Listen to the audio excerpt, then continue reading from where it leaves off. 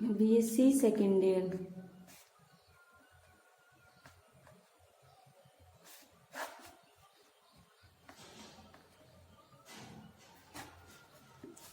अपन पढ़ रहे थे कि कौन सी यूनिट नंबर 3 पढ़ रहे हैं, रियल एनालिसिस की। तो इसमें सबसे पहले अब अपन ने पढ़ लिया था एग्जाम्पल, सारी प्रमेय में कर ली थी। अब पढ़ रहे हैं अपन एग्जाम्पल पॉइंट 6.0।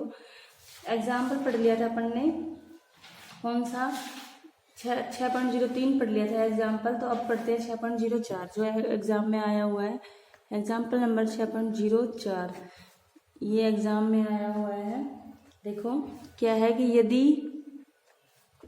यदि f अंतराल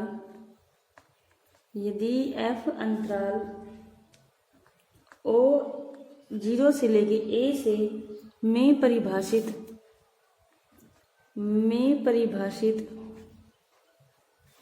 f(x) equals to x square हो तो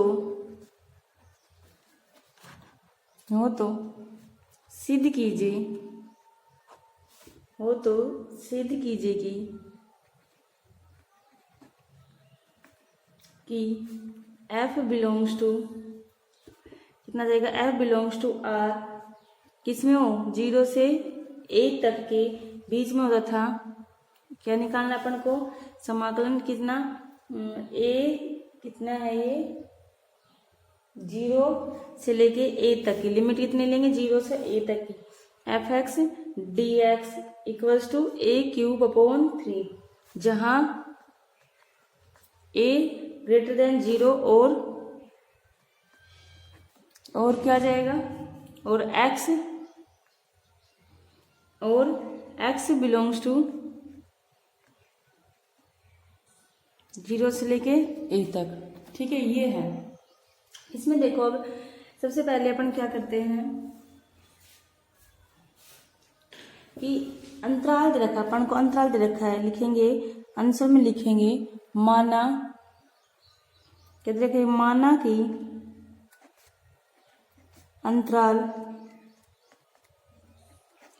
कि अंतराल कितना दे रखा है 0 से 1 के बीच में का n समान भागों में, क्या लिखेंगे को n समान भागों में विभक्त किया जाता है, यानी कि n बराबर भागों में बांट देंगे इनको।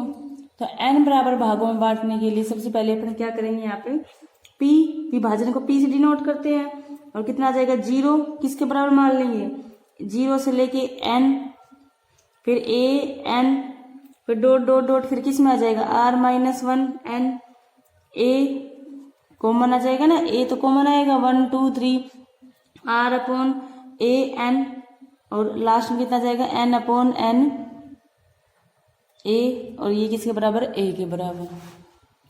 ठीक है, ये आ गया विभाजन। अब जानते हैं हम r-वे उप अंतराल, लिखेंगे r-वे उप अंतराल लिखेंगे।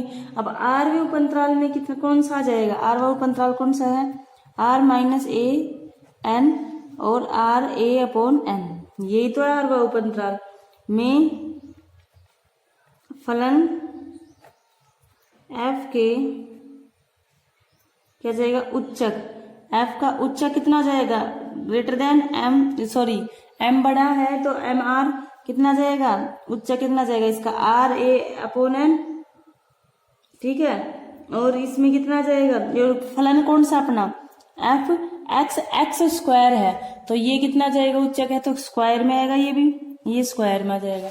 ऐसे ही करेंगे अपन, निम्नक लेंगे, निम्नक कितना जाएगा mr इक्वल्स टू कितना जाएगा r-a/a n और a का होल स्क्वायर, ये निम्नक आ गया। ठीक है, ये अब इसको क्या करेंगे, लिखेंगे कि f(x) equals to x square है। अब एक्स स्क्वायर है तो क्या हो गया, ये माइनस का तो हो ही नहीं सकता, तो लिख सकते हैं तथा f अंतराल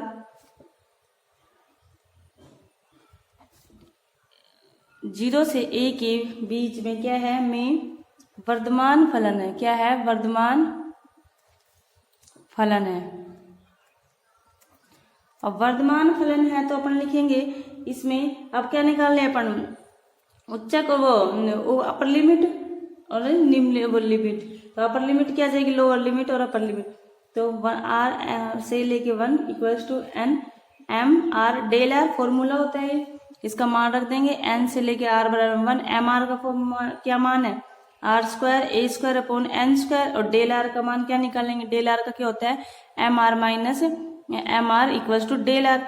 तो इसमें से निकालेंगे कितना जाएगा, एम आर का मतलब कितना था, आर ये तो था r a square n a square, और इसका माइनस में कितना जाएगा, r minus r a upon n minus इसका कितना, आर माइनस ए एन, यही तो था, ये था। तो इसमें कितना आ जाएगा, ए अपॉन एन कॉमन ले लेंगे, आर माइनस में आर प्लस में 1 ये बचेगा, तो आर से आर कैंसिल, तो कितना बचेगा, ए अपॉन एन। ठीक है, तो गुणा में कितना जाएगा, ए अपॉन एन। अब ए अपॉन एन है तो इसमें कॉमन ले लेते हैं, कितना जाएगा, ए क्यूब बाहर ले लेते हैं और एन क्यूब बाहर ले लिया, सिग्मा एन आर बराबर 1 से लेके आर स्क्वायर। और आर स्क्वायर की पदों का योग कितना होता है, प्राकृत संख्या के स्क्वायर के पदों का योग कितना होता है, a cube upon n cube, n square का कितना होता है, एन एन प्लस में 1 और 2n प्लस में 1 अपॉन में 6, यही तो होता है स्क्वायर का। ठीक है, ये मान रख लिया। अब क्या निकालेंगे, लोअर लिमिट। लोअर लिमिट में क्या जाएगा, एफ और पी, सिग्मा एन आर बराबर 1 m r del r. M r का मान कितना है, सिग्मा एन आर बराबर में आर माइनस 1 का whole square a square upon में एन स्क्वायर। डेल आर का मान ए अपॉन एन, तो ये कॉमन आ जाएगा, a cube upon n cube, sigma n r बराबर में 1 कितना जाएगा, आर माइनस 1 का होल स्क्वायर। ठीक है, ये भी स्क्वायर के रूप में लिखेंगे तो कितना जाएगा, ए क्यूब एन क्यूब, और स्क्वायर के रूप में कितना जाएगा, एन। ये तो एक एन है ना, एन एन माइनस एन में प्लस 1 लिखते थे ना, तो एन माइनस 1 तो एन की जगह आ जाएगा, और कितना एन माइनस 1 प्लस 1, और 2n प्लस में 1 लिखते थे, तो 2n माइनस 1 प्लस में 1 अपॉन में 6 ये आएगा। तो इसको लिख सकते हैं अपन खोल के, n माइनस में 1 n, और ये कितना जाएगा, 2n माइनस 2 प्लस 1, तो यानी कितनी 2n माइनस में 1 अपॉन 6 ये आ जाएगा। इसके बाद लिखते हैं अपन लोअर लिमिट, और ये निकल गई। तो इसके बाद लिखते हैं अपन अपर लिमिट और लोअर लिमिट का माइनस कितने किसके बराबर होता है, एप्सिलॉन के। एप्सिलॉन का बराबर हो, जो फलन किसके बीच में है, बिलोंग्स टू आर ए, 0 से लेके ए के बीच में है। अब देखो, अब क्या करते हैं अपन, समाकलन निकालते हैं अपर लिमिट और लोअर लिमिट में। 0 से लेके ए अपर लिमिट के लिए निकालते हैं, इसका फॉर्मूला क्या होता है, एफ एक्स डी एक्स बराबर में किसके बराबर होता है, इनफीमियम अपर लिमिट एफ पी, यही तो होता है। इसका मान रख देंगे, लिमिट लगा के एन टेंस टू इन्फिनिटी, इसका मान क्या आया था, ए की पावर क्यूब एन की power cube, n n plus में 1 एन 2n प्लस में 1 अपॉन में 6। अब यहाँ इन्फिनिटी रखेंगे तो ये सारा जब हो जाएगा ए, तो कितना आ जाएगा, ए क्यूब अपॉन में 3 रख लो इसमें, एन 1 अपॉन 0 रखेंगे, 1 अपॉन 0 रखेंगे तो कितना जाएगा, ए क्यूब अपॉन ये आ जाएगा 3 कट के। ठीक है, अब इसमें क्या करेंगे, 0 से लेके इसके लिए निकालेंगे लिमिट छोटे वाले के लिए, तो एफ एक्स डी एक्स सुप्रीमियम f p limit n tends to infinity a cube n minus 1 n 2n minus में 1 अपॉन 6 कितना जाएगा, इसमें क्या आएगा, n का मान रखेंगे इन्फिनिटी, तो कितना, ये 0 ये भी कितना जाएगा, यही आएगा, ए क्यूब अपॉन 3। क्यों, इसमें इन्फिनिटी 1 अपॉन 0 करके रख लेना सारा।